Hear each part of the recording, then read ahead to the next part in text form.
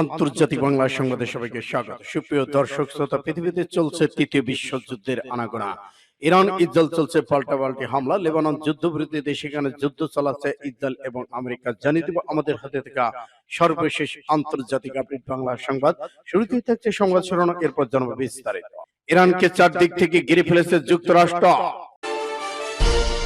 আরো জানিয়ে দিব, ইসরায়েলি গুপ্তচরে ফাঁসি দিল ইরান। ভারত আগামী ৩৬ ঘন্টার মধ্যে পাকিস্তানে হামলার পরিকল্পনা করছে পাকিস্তানের তথ্যমন্ত্রী। শ্রমিকদের আগের অবস্থানে রেখে নতুন বাংলাদেশ গড়া সম্ভব নয়, প্রধান উপদেষ্টা। টানা ৭ দিনের মতো পাক ভারত সীমান্তে চলছে এখনো গোলাগুলি। ভয়াবহ দাবানলে পড়ছে ইসরায়েল, বিদেশিদের সহায়তার আবেদন। একই রাতে বিদায় নিলেন রোনালদো, মেসি। এবং সর্বশেষে জানিয়ে দিব, সৌদি আরবে তেলের ডিপোতে ভয়াবহ ক্ষেপণাস্ত্র হামলা। এতক্ষণ শুনছিলেন সংবাদ শিরোনাম, এখন বিস্তারিত। তবে অনুরোধ থাকবে, এই ভিডিওটিতে একটি লাইক দিন এবং কমেন্টস করে জানিয়ে দিন আপনি কোন জেলা থেকে বা কোথা থেকে আমাদের সাথে যুক্ত রয়েছেন। ইরান ইসরায়েল যুদ্ধের আপডেট বাংলা সংবাদ হাতে পেতে চ্যানেলটি সাবস্ক্রাইব করুন, আমাদের সঙ্গে থাকুন এবং জানিয়ে দিন গুরুত্বপূর্ণ মূল্যবান মতামত। ইরানকে চারদিক থেকে ঘিরে ফেলেছে যুক্তরাষ্ট্র। যুক্তরাষ্ট্র প্রশাসন ইরানের বিরুদ্ধে নতুন কৌশলগত চাপ সৃষ্টি করেছে, যা বিশ্বাসঘাতকতার অনন্য নজির স্থাপন করেছে। ওমানে দুই দেশের মধ্যে পরমাণু কর্মসূচি নিয়ে আলোচনা চলাকালীন যুক্তরাষ্ট্র ইরানের চারপাশে ঘেরাটোপ তৈরি করেছে। শনিবার মাস্কটে শীর্ষ পর্যায়ের বৈঠক চলার সময় খবর আসে যে মার্কিন বিমান বাহিনী ইরানের চারপাশে কৌশলগত অবস্থান নিয়েছে। ভারত মহাসাগরে দিয়েগো গার্সিয়ার ৬টি B-2 স্টিলথ বোমারু বিমান মোতায়েন করা হচ্ছে, যা ইরানের পরমাণু স্থাপনার উপর হামলার ইঙ্গিতবাহী। পাশাপাশি ইসরায়েলকে সুরক্ষা দিতে থার্ড এয়ার ডিফেন্স সিস্টেম সরবরাহ করা হয়েছে। মধ্যপ্রাচ্য যুক্তরাষ্ট্রের দ্বিতীয় বিমানবাহী রণতরী USS কালভিন সন পাঠানো হচ্ছে। রাতে ৯০টি ফাইটার জেট, হেলিকপ্টার সহ ৬০০০ নৌসেনা অবস্থান করেছেন। লোহিত সাগরে USS হ্যারি এস ট্রুম্যান দীর্ঘদিন ধরে টহল দিচ্ছে। সাম্প্রতিক স্যাটেলাইটের চিত্রে দেখা গেছে কার্লো ভিনসন মালাক্কা প্রণালী পেরে ভারত মহাসাগরে প্রবেশ করেছে। এই রণতরীতে F-35 জেট এবং ইলেকট্রনিক এয়ারফেয়ার এয়ারক্রাফট এবং বিভিন্ন ধরনের অত্যাধুনিক অস্ত্রশস্ত্র রয়েছে। এদিকে মার্কিন এক উচ্চ পদস্থ সামরিক কর্মকর্তা গোপনীয়তা বজায় রেখে জানান, ইরান উপকূলে বিশাল বিমানবাহী রণতরী পাঠানোর পরিকল্পনা রয়েছে। এই সবকিছু ঘটেছে ঠিক সেই মুহূর্তে যখন পরমাণু চুক্তি পুনর্বহাল আলোচনা চলমান রয়েছে। প্রেসিডেন্ট ডোনাল্ড ট্রাম্প ইরানকে সরাসরি হুমকি দিয়ে বলেছেন, আলোচনায় বসতে না চাইলে ইরানের পরমাণু স্থাপনায় বোমা হামলা চালানো হবে। এদিকে হোয়াইট হাউসের প্রেস সচিব ক্যারোলিন লেভিট স্পষ্ট করে বলেছেন, ইরানের সামনে এখন দুটি পথ খোলা রয়েছে, ট্রাম্পের শর্ত মেনে নেওয়া নয়তো ভয়াবহ পরিণতি ভোগ করা। তবে আলোচনায় মধ্যস্থতাকারী ওমানের পররাষ্ট্রমন্ত্রী আশাবাদ ব্যক্ত করে বলেছেন, আলোচনা বন্ধুত্বপূর্ণ পরিবেশে হয়েছে এবং আগামী সপ্তাহে আবারও বৈঠক হবে। ইরানের পররাষ্ট্র মন্ত্রণালয় এই তথ্য নিশ্চিত করেছেন।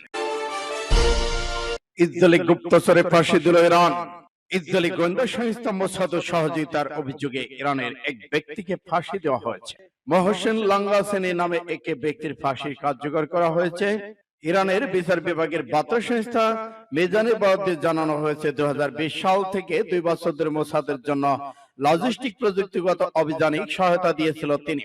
২০২২ সালে মে মাসে তেহরান ইরানি রেভলিউশনারি গার্ড কর্পস জিসির এর কর্নেল সাইদ খোদাইকে হত্যার ঘটনায় লাঙ্গারনিসির সম্পৃক্ততার কথা রয়েছে। খোদাই বাড়ি ফেরার পথে ২ মোটরসাইকেল আরোহী গুলিতে নিহত হন। নিউ ইয়র্কার টাইমসের প্রতিবেদন অনুযায়ী এই হত্যাকাণ্ডের দায় ইসরায়েলি স্বীকার করে যুক্তরাষ্ট্রকে জানিয়েছিল।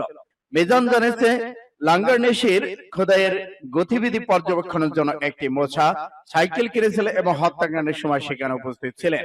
এছাড়া ইসরায়েলি প্রতিরক্ষা মন্ত্রণালয় সম্পর্কিত একটি শিল্প স্থাপনায় হামলার সমর্থনে অভিযোগও তার বিরুদ্ধে আনা হয়েছে।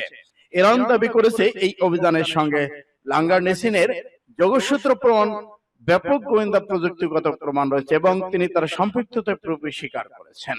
নরওয়ে ভিত্তিক মানবাধিকার সংগঠন ইরান হিউম্যান রাইটস এর প্রধান মাহমুদ আমিরি মেগাদ্দাম বলেছেন, লাঙ্গারনিসিকে নির্যাতনের মাধ্যমে জবাববন্দি আদায় করে ফাঁসি দেওয়া হয়েছে। ইরানি কর্তৃপক্ষের ফাঁসির মেশিনে প্রতিদিন ত্বরান্বিত হচ্ছে, আরো বেশি মানুষের প্রাণ নিচ্ছে। যুক্তরাষ্ট্র ভিত্তিক আব্দুর রহমান বোমারু সেন্টার জানিয়েছে, বিচারক আবুল কাসেম সালাভাতির আদালতে লাঙ্গানিসির বিচার শুরু হয়েছে। তিনি মৃত্যুদণ্ড দেওয়ার জন্য কুখ্যাত এবং যুক্তরাষ্ট্র ইউরোপীয় ইউনিয়ন নিষেধাজ্ঞার আওতায় রয়েছেন। ভারত আগামী ৩৬ ঘন্টার মধ্যে পাকিস্তানে হামলার পরিকল্পনা করছে পাকিস্তানের তথ্যমন্ত্রী। ভারত আগামী ২৪ থেকে ৩৬ ঘন্টার মধ্যে পাকিস্তানে হামলা চালানোর পরিকল্পনা করছে এমন বিশ্বাসযোগ্য গোয়েন্দা তথ্য পাকিস্তানের হাতে রয়েছেন। মঙ্গলবার রাতে পাকিস্তানের তথ্যমন্ত্রী আতাউল্লাহ তারা সাংবাদিকদের কাছে এই কথা জানান, সেটি প্রকাশ করা হয়েছে। এর আগে গত মঙ্গলবার রাতে এক বৈঠকে গত সপ্তাহে কাশ্মীরে প্রাণঘাতী হামলার ঘটনার জবাব দিতে সশস্ত্র বাহিনীকে অভিযান পরিচালনার পূর্ণ স্বাধীনতা দিয়েছে ভারত সরকার। ভারতের এই সিদ্ধান্তের পরে সাংবাদিকদের সঙ্গে আলাপকালে পাক তথ্যমন্ত্রী বলেন, ভারত পহেলগামের ঘটনায় জড়িত থাকার ভিত্তিহীন বানোয়াট অভিযোগের অজুহাত দেখিয়ে আগামী ২৪ থেকে ৩৬ ঘন্টার মধ্যে পাকিস্তানের বিরুদ্ধে সামরিক পদক্ষেপ নিতে চান এমন বিশ্বাসযোগ্য গোয়েন্দা তথ্য পাকিস্তানের হাতে আছে। ডন পত্রিকার খবরে বলা হয়েছে, আতাউল্লাহ তারার বলেছেন, পাকিস্তানি অঞ্চলে ভারতের স্বঘোষিত বিচারক সাজা কার্যকরের ভূমিকা তীব্র ভয় প্রত্যাখ্যান করেছেন। দেশটির এ আচরণ বিপ্লব। পাকিস্তানের তথ্যমন্ত্রী বলেন, পাকিস্তান নিজেরাই সন্ত্রাসবাদী ভূভুক্তভোগী এবং এই অভিশাপের যন্ত্রণা গভীরভাবে অনুধাবন করেছেন। তিনি আরো বলেন, আমরা বিশ্বের যে কোনো জায়গা থেকে সবসময় এ ধরনের সন্ত্রাসবাদ এবং এর বহিঃপ্রকাশের নিন্দা জানিয়ে আসছি। তথ্যমন্ত্রী দায়িত্বশীল রাষ্ট্র হিসেবে পাকিস্তান সত্য নিরূপণের জন্য বিশেষজ্ঞদের একটি নিরপেক্ষ কাশ্মীরের মাধ্যমে বিশ্বাসযোগ্য স্বচ্ছ স্বাধীন তদন্তের আন্তরিক প্রস্তাব দিয়েছেন। তিনি বলেছেন, দুর্ভাগ্যবশত যুক্তির পথ অনুসরণ করার পরিবর্তে ভারতীয় স্পষ্ট অযৌক্তিকতার সংঘাতের বিপজ্জনক পথে হাঁটার সিদ্ধান্ত নিয়েছে, যার পরিণতি সমগ্র অঞ্চল এর বাইরে হবে বিপর্যয়। শ্রমিকদের আগের অবস্থানে রেখে নতুন বাংলাদেশ গড়া সম্ভব নয়, প্রধান উপদেষ্টা। শ্রমিকদের আগের অবস্থানে রেখে নতুন বাংলাদেশে গড়া সম্ভব নয় বলে মন্তব্য করেছেন অন্তর্বর্তীকালীন সরকার প্রধান উপদেষ্টা অধ্যাপক ডক্টর মোহাম্মদ ইউনূস। এর জন্য শ্রম সংস্কার কমিশনের প্রস্তাব সমূহ বাস্তবায়নের উপর গুরুত্ব আরোপ করেন তিনি। মহান মে দিবস এবং জাতীয় পেশাগত স্বাস্থ্য সেফটি দিবস ২০২৫ উপলক্ষে বৃহস্পতিবার রাজধানী বাংলাদেশ চীন মৈত্রী সম্মেলন কেন্দ্রে আয়োজিত অনুষ্ঠানে প্রধান অতিথির বক্তব্যে তিনি একথা বলেছেন। শ্রম সংস্কার কমিশনের সুপারিশের কথা তুলে ধরে প্রধান উপদেষ্টা বলেছেন, আমাদের প্রথম কাজ হলো শ্রম সংস্কার কমিশনের সুপারিশ অনুযায়ী আশুকরণীয় নিয়ে যাত্রা শুরু করা। এরপর পর্যায়ক্রমে প্রতিটি সুপারিশ অক্ষরে অক্ষরে পালন করতে হবে। শ্রমিক মালিক এক হয়ে গর্ব এদেশ নতুন করে এই স্লোগানে সামনে রেখে এবারে মে দিবস উদযাপিত হচ্ছে। অনুষ্ঠানে ৫ জন শ্রমিকের পরিবারের হাতে শ্রমিক কল্যাণ ফাউন্ডেশনের আর্থিক সহায়তা চেক তুলে দেন প্রধান উপদেষ্টা। এছাড়া শ্রম ও কর্মসংস্থান মন্ত্রণালয়ের উপদেষ্টা ব্রিগেডিয়ার জেনারেল অবসরপ্রাপ্ত ডক্টর এম শওকত হোসেন, শ্রম কর্মসংস্থান মন্ত্রণালয়ের সচিব এইচ.এম. শফিকুজ্জামান এবং শ্রম সংস্কার কমিশন প্রধান সুলতান উদ্দিন আহমেদ প্রমুখ বক্তব্য রেখেছেন। সূত্র ফাস্ট টুডে। টানা ৭ দিনের মতো পাক ভারত সীমান্তে চলছে গোলাগুলি। ভারত পাকিস্তান সীমান্তে দুই দেশের সেনাদের মধ্যে আবার গোলাগুলির ঘটনা ঘটেছে। রাতে এই গোলাগুলি ঘটনা সাম্প্রতিক কাশ্মীরে পহেলগাম হামলার জেরে উত্তরাঞ্চলের মধ্যে নিয়ন্ত্রণ রেখার এলওসি দুই দেশের সেনাদের মধ্যে গোলাগুলি ঘটনা ঘটল। খবর হিন্দুস্তান টাইমসের। প্রতিবেদন বলা হয়, বুধবার রাতে দুই দেশের সেনাদের মধ্যে নিয়ন্ত্রণ রেখার গোলাগুলি ঘটনা ঘটছে, তবে এতে হতাহতের কোনো খবর পাওয়া যায়নি। ভারতের প্রতিরক্ষা বিভাগের জনসংযোগ কর্মকর্তা লেফটেন্যান্ট কর্নেল সুনীল বাটওয়াল বলেছেন, জম্মু কাশ্মীরের কেন্দ্র শাসিত অঞ্চলের কুপওয়ার, উরি এবং আখওয়ারের বিপরীতে নিয়ন্ত্রণ রাখার বিনা উস্কানিতে গুলি বর্ষণ করেছে পাকিস্তান সেনাবাহিনী। এই সময় ভারতীয় সেনাবাহিনীর পাল্টা জবাব দিয়েছে। তবে এ ব্যাপারে পাকিস্তান সেনাবাহিনীর পক্ষ থেকে এখনো কোনো মন্তব্য পাওয়া যায়নি। পহেলগাম হামলার পর গত সপ্তাহে ধরে দুই প্রতিবেশী দেশ ভারত ও পাকিস্তানের মধ্যে তীব্র উত্তেজনা বিরাজ করছে। হামলার জন্য ভারত আনুষ্ঠানিকভাবে পাকিস্তানকে দায়ী না করলেও তাৎক্ষণিকভাবে পাকিস্তানের ভিসা বাতিল, কূটনৈতিক বহিষ্কার এবং সিন্ধু নদের পানি বন্ধন চুক্তি স্থগিতের মতো বেশ কয়েকটি কঠোর পদক্ষেপ নিয়েছিলেন। পাল্টা জবাব হিসেবে ভারতের জন্য নিজেদের স্থল আকাশসীমা বন্ধ সহ একাধিক পদক্ষেপ নেয় পাকিস্তান। এই অবহে গত মঙ্গলবার মন্ত্রিসভার এক বৈঠকে ভারতের পররাষ্ট্রমন্ত্রী নরেন্দ্র মোদী ভারতীয় সেনাবাহিনীকে পাকিস্তান হামলার জন্য পূর্ণ স্বাধীনতা দিয়েছেন বলে খবর পাওয়া গেছে। সূত্র ইন্ডিয়া টুডে। ভয়াবহ দাবানলে পড়ছে ইসরায়েল বিদেশি সহায়তার আবেদন। ইসরায়েলের দখলকৃত জেরুজালেমের বিভিন্ন অংশে ভয়াবহ দাবানল ছড়িয়ে পড়েছে।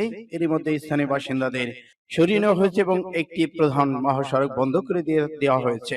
আগুন নিয়ন্ত্রণে আনতে আন্তর্জাতিক সহায়তার আবেদন জানিয়েছে দেশটি। বার্তা সংস্থা রয়টার্স জানায়, বুধবার জেরুজালেমের উৎকণ্ঠে অবস্থিত এশওয়াতাল বনে বিশাল আকারের দাবানলের সূত্রপাত হয়। এক সপ্তাহের ব্যবধানে এটি দ্বিতীয় দাবানল।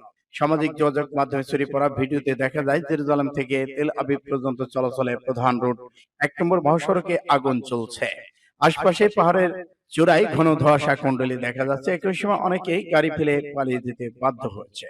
এদিকে কর্মকর্তারা এই দাবানলকে ইসরায়েলের ইতিহাসে সবচেয়ে বড় প্রাকৃতিক অগ্নিকাণ্ড বলে উল্লেখ করেন। জেরুজালেম ফায়ার অ্যান্ড রেস্কিউ বিভাগের বিভাগীয় কমান্ডার সুমিলিকে ফিটম্যান বলেছেন, আমরা একটি বিশাল দাবানলের মুখোমুখি হয়েছি। সম্ভবত এটি ইসরায়েলের ইতিহাসে সবচেয়ে বড় আগুন। এটি নিয়ন্ত্রণে আনতে আমাদের প্রচেষ্টা আরো দীর্ঘ সময় চলবে। আগুন নিয়ন্ত্রণে আনতে হিমশিম খাচ্ছে ইসরায়েলের কর্মকর্তারা। ইতিমধ্যে কয়েকটি দেশের জন্য সহায়তা চাওয়া হয়েছে। প্রধানমন্ত্রী বেনিয়ামিন নেতানিয়াহু জানান, ইটালি, ক্রোয়েশিয়া ৩টি অগ্নি নির্বাপক বিমান পাঠানো আশ্বাস দিয়েছে। অচিরেই সেগুলো ইসরায়েলে পৌঁছবে বলে আশা করা হচ্ছে। এছাড়া গ্রিস, সাইপ্রাস এবং বুলগেরিয়ার কাছেও সহায়তা চাওয়া হয়েছে বলে জানিয়েছে ইসরায়েলের পররাষ্ট্র মন্ত্রণালয়। ইসরায়েলি গণমাধ্যম তথ্য অনুযায়ী ১২০টি অগ্নি নির্বাপক উদ্ধারকারী দল দাবানল নিয়ন্ত্রণে কাজ করেছেন। সেনাবাহিনী জানিয়েছে তাদের অনুসন্ধান ও উদ্ধার ইউনিট অভিযানে সহায়তা করছে। এদিকে পুলিশ ৩টি সম্প্রদায়ের বাসিন্দাদের নিরাপদ স্থানে সরিয়ে নেওয়ার হয়েছে। দাবানল কমপক্ষে ১৩ জন আহত হয়েছে। টাইমস অফ ইসরায়েল একটি নিরাপত্তা সূত্র জানিয়েছে, জেরুজালেমে আগুন নেভাতে সহযোগিতা প্রস্তাব দিয়েছে ফিলিস্তিন কর্তৃপক্ষ। তাছাড়া অগ্নি নির্বাপক দল পাঠানো হয়। সূত্র ইত্তেফাক এনএন। একই রাতে বিদায় নিলেন রোনালদো মেসি। ফুটবল বিশ্বকে রাতেই ভাঙলো দুই কিংবদন্তির স্বপ্ন। একদিকে ক্রিস্টিয়ানো রোনালদো এবং অন্যদিকে লিওনেল মেসি। দুজনেই নিচে ক্লিন ক্লাবকে মহাদেশীয় প্রতিযোগিতা সেমিফাইনাল থেকে বিদায় নিতে দেখলেন। ম্যাচ শেষে দুজনের চোখে মুখে হতাশা স্পষ্ট। ফুটবলের নির্মম সৌন্দর্যের জন্য একসঙ্গে ছুঁয়ে গেল দুই তারকাকে।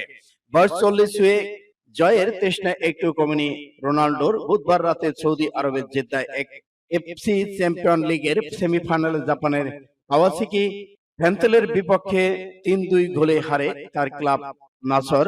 ম্যাচের একদম শেষ মুহূর্তে ৯৫ মিনিট একইভাবে গোলে শোভানোর সুযোগ পেয়েও লক্ষ্যভেদ করতে ব্যর্থ হন পর্তুগিজ সুপারস্টার। ম্যাচ শেষে মাঠের মাঝখানে দাঁড়িয়ে হতাশা রোনালদো নিজেই যেন নিজের সঙ্গে বোঝাপড়া করছিলেন।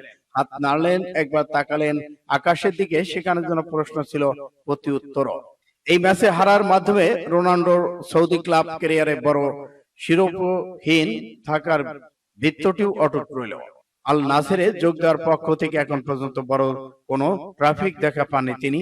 এই হয়তো ম্যাচ শেষে এক্স হ্যান্ডেলের রোনালদোর বার্তা ছিল হতাশা, যা ঘানা ভাসানোর প্রতিশ্রুতি।